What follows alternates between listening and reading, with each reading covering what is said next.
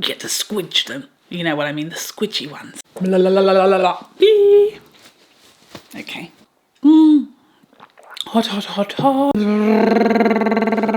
Can't remember what I was going to say. Hi guys, welcome back to my channel. I hope you're having a great day so far. And welcome to today's video, which is going to be a Will I Buy It, where I talk about these hot, new, tempting makeup releases, and I share my thoughts on what I'm excited for, what I'm going to purchase, what I'm passing on, and everything in between. So without further ado, let's get started. Okay, so before we dive, do it with me, dive. We're diving in to the makeup today. But before we do that, I must give a better shout out than I typically do. I always give credit to the photos that I use in these videos, but I really want to give a proper mention more often to the makeup news accounts, where 99% of the time I get my information from, where I learn about these new releases before they are available, before the brands have announced them. A lot of the time they are always first with the piping hot tea. And not only that, all three of these accounts that I'm going to mention as being the core main accounts where I get my makeup news from have had their accounts deleted by Instagram multiple times, and yet they're still here, they're still doing all the work for us, they're still finding us these hot new makeup releases and giving us a heads up on them, despite Instagram's best efforts to silence them. So the three main accounts where I get all of my information from for these videos are Amit Beauty Talk, definitely been a victim of Instagram's account deleting.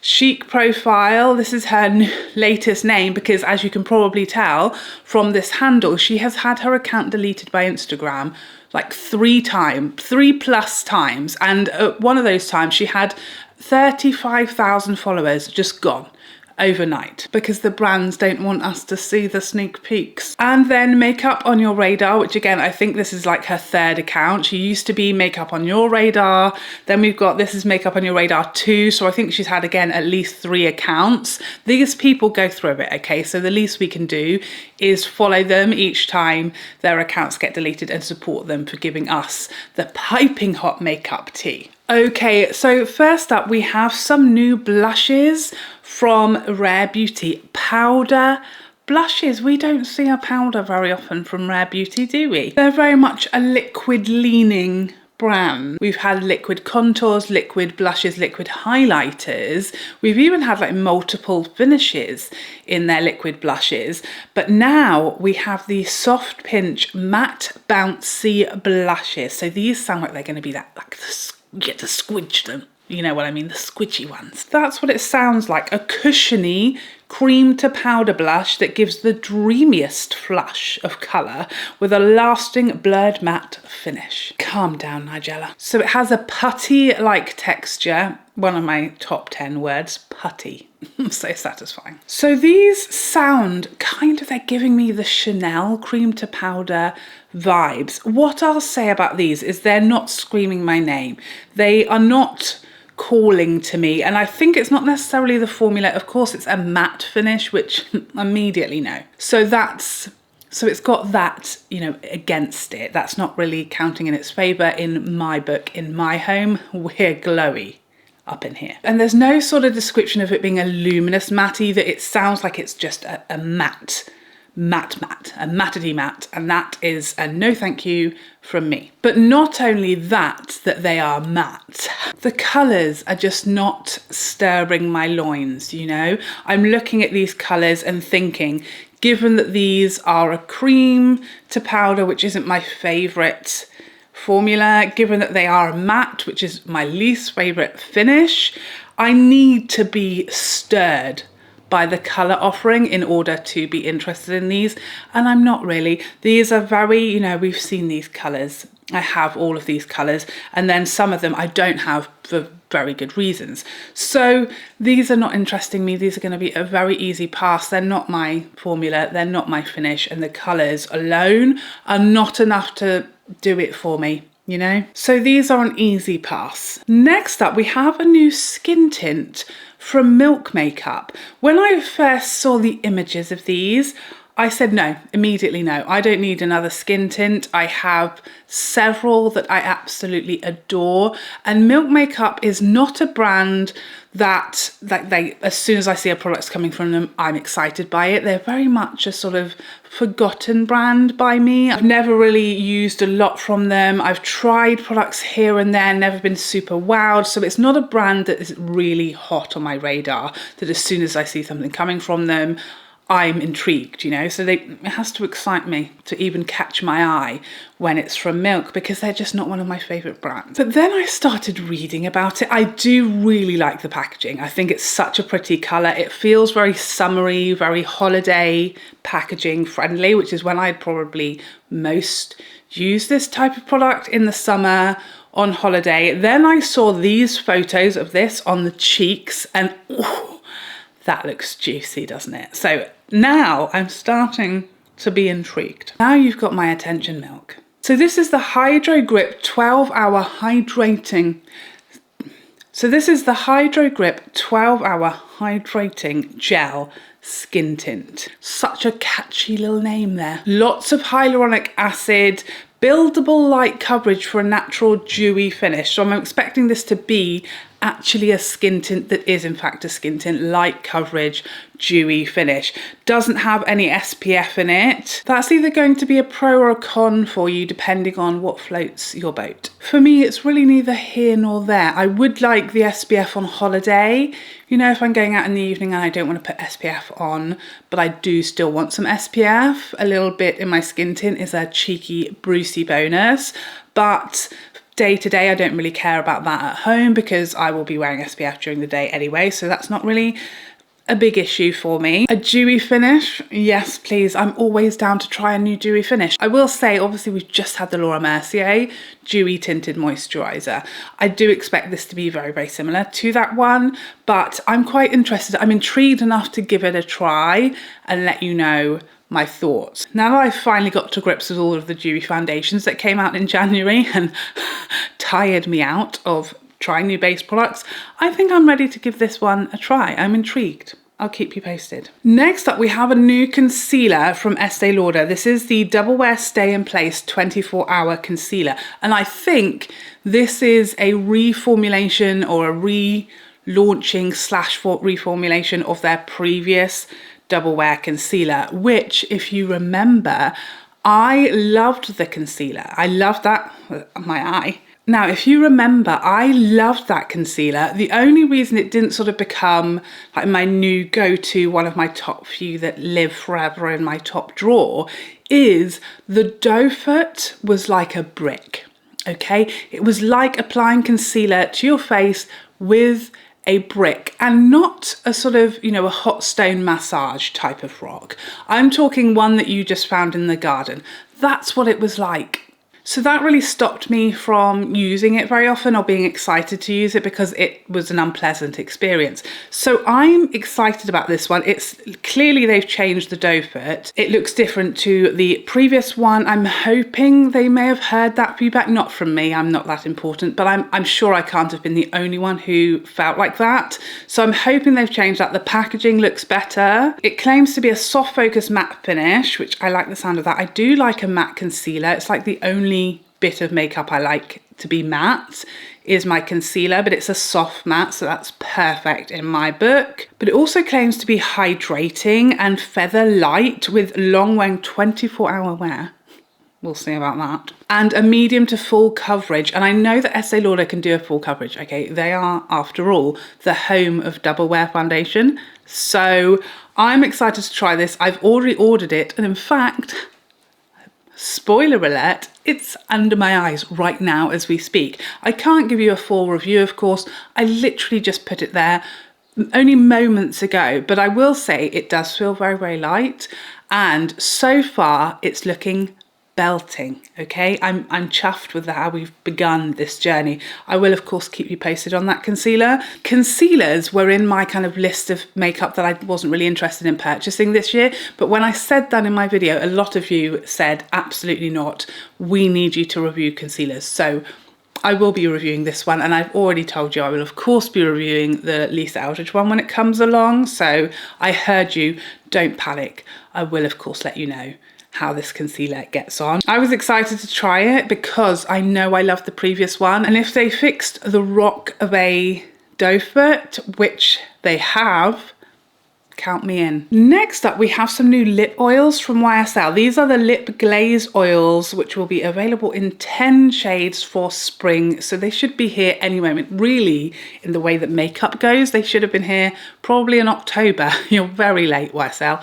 What are you doing? So these are an oil-infused plumping lip gloss that provides juicy, glossy shine and plumper. I'm not sure what's going on with my hands today. I can only apologise. This ultra hydrating formula infused with spicy ginger oil, that sounds painful, and hyaluronic acid leaves lips feeling softer, smoother and instantly plumped. Apply with the Jumbo, pardon, Jumbo Plush Wand. Now there's a word I haven't heard anytime recently. I'd like to hear it more. You've piqued my interest. A soft and cushiony feel. So we have 10 shades. These are coming any day now. March is what Trend Mood is telling me. Any day now. These look delightful. A YSL lip formula is always going to pique my interest because I just love them. I love the candy glazes. I love the love shines. I love all of the YSL lipsticks, and I have for some while. They've been at the top of the lip game for years and years. I always love all of their lip formulas, and I do like a bit of a plumping gloss these days. I never thought I'd say it, okay? I'm shook to my core that the words are leaving my mouth as we speak, but it's true, I can't fight it. I think the turning point for me with a plumping gloss was the Hourglass Phantom Glossy Balms. They really got me into them, you know? And these look delightful, quite sheer, like not a lot of colour, but enough. It feels like a sort of holiday summer product that I will really like in summer when you just want a little bit of hydration and not necessarily a lot of pigment or a lot of colour, something easy to apply on the go without a mirror that you can just sort of whack vaguely in the direction of your lips without having to, you know, like make sure the line is perfectly crisp. And a lot of shine and shimmer. I'm slightly concerned that they might feel a bit gritty, like some of these glittery products can, but I will definitely give these a try and let you know. YSL lip formulas are always solid, and these look super pretty. Next up, let's talk about the Natasha Denona Bloom eyeshadow palette. Ooh, suits me, sir, is what I have to say about this. Peachy delight. This is just a perfect spring palette. I love the design of the packaging of this. I saw that Natasha has actually painted this herself and designed that, which I love. This colour story, do I think this is unique, revolutionary? Peaches for spring? Florals for spring. Groundbreaking. No, I don't. However, I love a peach. Not the fruit, although it's fine. I do enjoy a peach, but a peachy eyeshadow. I feel personally, not warm tones. Of course, warm tones have been flogged to death at this point, but peachier, lighter, wearable shades. I feel like that's actually quite a neglected colour story because I love this kind of colour story. The Charlotte Tilbury original, you know, instant eye look in a palette, the Pillow Talk one, that's the peach, still the peachiest palette I own to this day, and it's like a decade old at least. You know, I really love that colour story, and I still struggle to find a palette that actually does that peachy everyday shades with such range and options and shimmers and mattes. I still struggle to find anything to compete with that. So I feel like this could be that girl, because that Pillow Talk palette is long gone now. So this could really be my new favourite peachy number. It looks perfect. Either this will just completely bore you because it's obviously not very exciting and wild and out there, but this is exactly the colour story I love in spring and summer, and I am starved of it, I have to say. So I'm very excited for this. I love Natasha Denona shadows, and therefore this will undoubtedly be going straight on my eyeballs the second I can get my mitts on it. It is available in the US already. It's going to be here any day now. I think it's the 25th It's going to be on Cult Beauty, so get ready, she's coming. And I will of course share all of my thoughts on that palette in a video coming near to you very soon. Next up, we have some new blushes from Saie Beauty. These are a long wearing baked blush. Buzzword that always tickles my pickle. Lightweight velvet texture gives a diffused flush of colour. So these are piquing my interest more than the Rare Beauty ones because they don't say matte. I don't see a specific finish claim here. They sort of hint at being a baked blush. Typically they're quite luminous, but then the super suede, like suede, gives me a sort of more matte satin vibe. Is that just me? And looking at the swatches, it's kind of hard to tell here, but they do look luminous or maybe a satin finish. They don't look shimmery, but they don't look matte either. So these look right up my street as far as the finish. I don't love the packaging. It's giving me like MAC packaging vibes, but that's okay. It's functional. It's just not that exciting. The shades are very wearable, done shades, but very, very wearable everyday shades. There's nothing super exciting there, but they are shades that you know you can wear and go with everything and will be very inoffensive and that will just be beautiful and pretty on the cheeks with no surprises, which is always a bonus. I'm immediately drawn to the Chow shade because it's the most boring one there, and Stella, and in fact the first three shades, okay? The first three most boring shades I think are gorgeous. I'm not 100% sure if I'll pick these up yet. Saie Beauty is one that's not the most easily available brand here, so I don't know, I'm kind of on the fence. It sort of depends what else is coming along in the way of blush, because we have been spoiled for blush lately, and I don't know that this really stands out to me as being worth me really investigating in such a like busy, crowded market for blush. So I don't know, I'm kind of on the fence. What do you guys think? It's not wowing me. So maybe this is a wait for review, wait for swatches, and see how I feel then. Next up, an intriguing little launch from Dolce & Gabbana. This is their Kiss My Gloss Lip Duo collection. These are interesting. So this is a set where you get a lip liner and then a Click pen gloss, like a matching corresponding gloss to go up with the liner, available in 6 shades. I saw this, I can't remember where it was. It was on one of the UK big retailer sites, Selfridges, Harrods, one of those. I saw these pop up and I thought, oh, that's intriguing, because I don't know that I've seen people do duos like this before. It's, you know, a common thing to do a lip liner and bullet lipstick. I've never really seen duos like the Hourglass Phantom Glossy Balms with a liner before, so I do like the concept. But again, they're just not really speaking to me or tickling my pickle especially. Dolce & Gabbana are really a brand that, again, they're failing to like break through my exterior at the moment. Whenever I see something from D&G, I'm just not that excited. I'm not that interested in it. They failed to smash through the outer layer, the outer guard that I put up to deflect all of the new makeup brands that are just going to fall by the wayside because they're not good enough. They're not doing well enough. There's so many makeup brands these days, and I have my makeup brands that I love, and then I have those that I have hits and misses with, and then I have those that I've had disasters with, and so I avoid like the plague. And so when it comes to like a new brand I haven't tried yet, I'm wary, okay? I've been burned before, and I'm protecting myself from rubbish makeup. And there's just something about D&G that's just not speaking to me and that's not exciting me for their products. So this was an easy pass. Nothing about this excited me, which is interesting given it's a similar-ish product to the Hourglass Phantom Glossy Balms.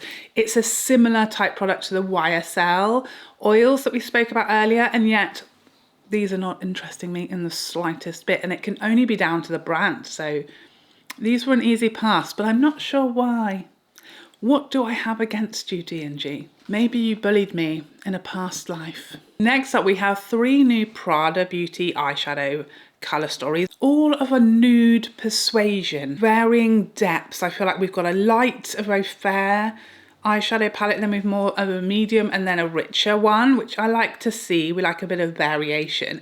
Now to look at these look exceedingly boring and unnecessary. However, I tried one of the Prada Beauty eyeshadows against my will. It was too much. I had to try one. The curiosity got me. And having loved the foundation, they are a brand who sort of let me know that they make good products. But when I first saw their quads, I wasn't interested in them at all until I started seeing swatches and reviews and realised they're actually pretty good. So I know Prada makes some great formulas, and although these colour stories look very boring and neutral and basic and seen it all before, I know that the formulas are quite surprisingly good and effective and pretty. So I think I'm going to pick one of these up. I think the one I'm most drawn to is that middle one, because that shimmer shadow, it looks like some kind of duochrome to me, just looking at that flat image there. It looks like there's something exciting going on in that specific pan. So I definitely want to get my hands on that one. I don't know when it's coming here. I think they are available in various different countries already, but not here in the UK.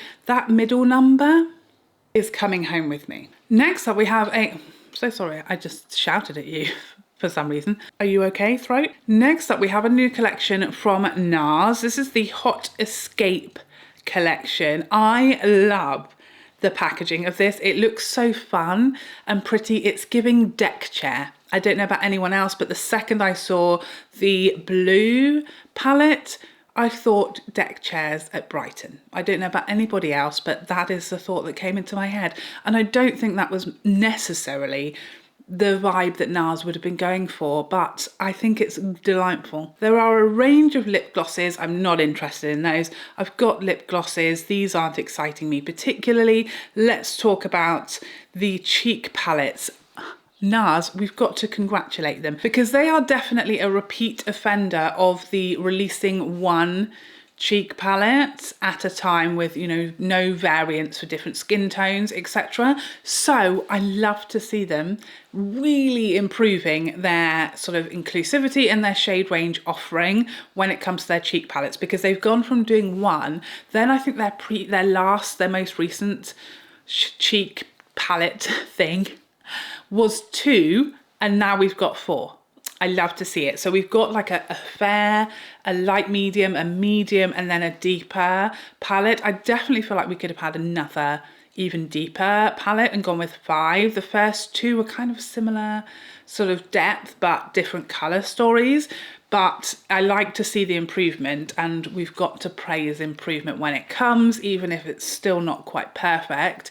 It steps in the right direction, which I like to see. I like that we've got different colour packaging for each palette, so that you can, you know, if you buy several or you're a makeup artist, and you can see which one's which, although the packaging colour doesn't in any way correspond to what's inside, so I don't know how helpful that will be, unless you have a much better memory than I do. But what I also love about these are a cheek palette done perfectly. If we're going to go 4 pans, thank you for not doing 2 highlighters for no apparent reason, and then 1 blush. They've done it the perfect way in my book. For a 4 pan, they've got 1 bronzer, 1 highlight, a glowy blush, and a matte blush. It's not that hard. So I love that they've done that. If I was being really picky, what I would personally have loved was 2 glowy blushes, but I understand I'm not the only person to exist. And having a matte and a glowy blush gives you the options. You can mix them together. So I do appreciate that. I feel like that's the most sensible mix of products and finishes to do when you've got a 4 pan, and these colours look gorgeous. That richest palette looks stunning, and it does actually on the arm look really nice and rich and deep and pigmented, which I think is stunning. I'm immediately drawn to the 2nd and 3rd palettes because they're like the peachy ones and the coral blushes, which are very much up my street. I feel like the 2nd and 3rd would suit me winter and summer. I think they're gorgeous. I will absolutely pick one of these up. I think the products look great. I love that I'm not seeing an orgasm in sight. There are none to be found. So these look like new shades, which we love, because if you're really into Nars and you have a lot of their blushes, you will already have Orgasm, Orgasm X, and every other type of orgasm going. The last thing you need is another one, to be honest. That's just greedy. So these are a yes, at least one of these will be coming to live with me. I feel like that will be great for holiday as well. You could absolutely use these on the eyes and the cheeks, and you've got everything you need in a nice travel friendly little number with a mirror. Thank you, Nars. And that's everything I have to talk with you about today. What I will say is that Pat McGrath has victimized me, because I know she is about to drop her latest collection, which is a collaboration. My best guess at this moment is that it's going to be with Sabrina Carpenter. That is very much a guess, but you know, she did the Vogue cover with Sabrina. She's been really pushing the Sabrina makeup tutorial on her socials, and then that's immediately followed by some clues to this collection, which is all rainbows, sparkles and sweetness, very Sabrina Carpenter, with her like Sweet Tooth. Is it her tour that's called Sweet Tooth, or her album? And it's all very Sabrina-y vibes, if you ask me, and this is a collaboration, so that's my best guess. But I don't know what this collection contains, and I can't wait for the reveal, because it's going to be late afternoon here when she does the reveal, and this video needs to be edited and up almost around the same time. So unfortunately, I can't talk to you about that collaboration because I don't know what it is yet. And in an almost original experience these days, it hasn't been leaked, or at least I haven't seen it prior to announcement. So if you're wondering, why have you not mentioned the Pat McGrath? It's because I'm filming this is 10 AM here, and I'm finished filming. I'm going to edit this, and by the time that all the editing and the uploading is done, it will be time for the video to go live. So if I wait until sort of 4:30 when Pat's going to announce this collection, the video will not be able to go up to date. So that's why I haven't talked about that collection, because at this moment it hasn't been revealed yet and won't be for some time. I always get questions on these videos as to why haven't you spoken about this? Why haven't you spoken about that? And if I haven't spoken about something that's been a big announcement of a collection, a very exciting one, and I haven't included it in these videos, it's either because I've signed an NDA and I'm not allowed, or it's because it takes a long time to edit videos, export them, upload them to YouTube to process it. It can take most part of a day to do that. So if the collection was announced later in the day, that hopefully explains why I didn't include it in my video, because these videos take a very long time to go live. But I will say I'm not really expecting it to be that exciting. There's everything in the collection from what she's shown us is small. We've clearly got some lipsticks, I think, and we've got to have some kind of eyeshadow, because she featured an eyeshadow palette in her Sabrina tutorial when she said coming soon. So there's some kind of eye product, but I think it might be a duo from the looks of what she's showing us in her hands in this image. So I don't expect it to be mega exciting. It's probably this whole collection is going to be a pass from me, to be honest. I'm just not expecting it to be like anything groundbreaking or crazy that I need to run out and get. But there you have it. Please, as always, let me know all of your thoughts on the products we spoke about in this video today. I'm intrigued to know, what are you excited for? What are you completely passing on? And everything in between. Please let me know all of your thoughts in the comment section down below. But I hope you enjoyed this video, and I would love to see you in the next one. And otherwise, take care for now. Bye bye bye bye bye.